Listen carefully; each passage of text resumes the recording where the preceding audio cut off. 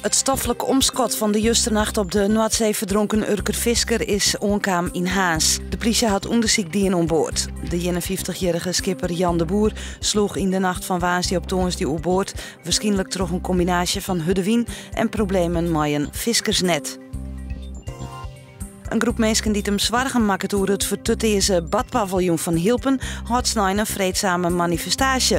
Ze hoop je daarmee de impasse tussen de eigenaar, gemeente en andere instanties weer vlot te loeken om zo het monumentale pand te redden. De gemeente Zuidwest-Friesland had wittelitten weer importeer met de eigenaar te wonen. KRO-NCRV maakt een televisieserie over de Nederlandse Bonnie en Clyde. De serie is gebaseerd op de raaftocht van Antonio van der P. uit de Harkema en zijn vriendin Enise B. En is begin tak om hier te zien. Het echte gangsterduo waard verliezen hier in Duitsland aanhouden. Van der P. kreeg een celstraf van 16 jaar, B. maar 12 jaar de cel in. Mensen die in het verliezen een alcoholslot kregen hebben, komen daar net onderuit.